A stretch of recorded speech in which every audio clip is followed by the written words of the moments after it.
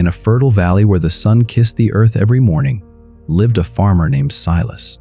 Unlike the other villagers who relied on luck or ancient superstitions, Silas relied on his hands. He was the hardest working man in the region, yet his true strength wasn't his muscle.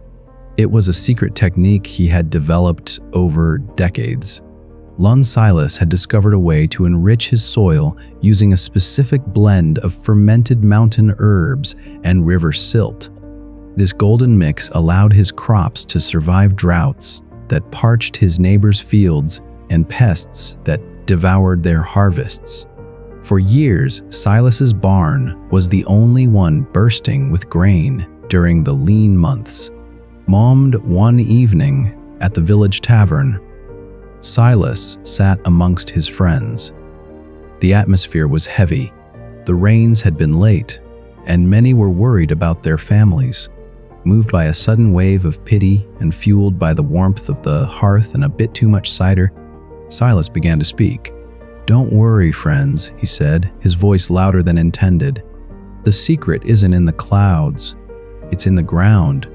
I use a mix of 3 parts dried sage, 2 parts silt, and a dash of mountain honey fermented for a week." And he didn't stop there. He shared exactly where to find the herbs and the specific bend in the river, where the silt was richest. He felt a glow of pride as his neighbors leaned in, eyes wide with greed masquerading as gratitude. And by the next season, everything changed. Silas went to the river to find the bank stripped bare. He went to the mountain slopes only to find the sage uprooted before it could seed. Worst of all, the villagers, in their haste to get rich, applied the mixture incorrectly. When their crops failed due to their own impatience, they didn't blame themselves. They blamed Silas, accusing him of giving them a poisoned recipe to keep his advantage. Nampolyamansti. One night, a group of frustrated villagers broke into Silas's barn and stole his remaining seed stock, believing he had kept the real secret for himself.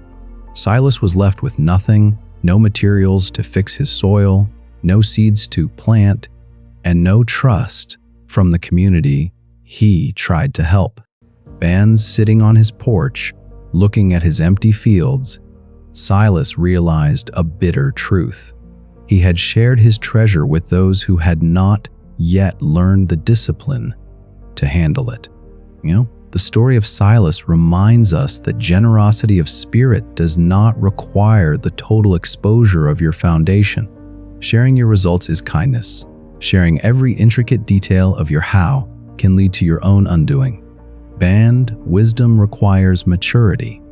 Not everyone has the capacity to understand the work behind your success.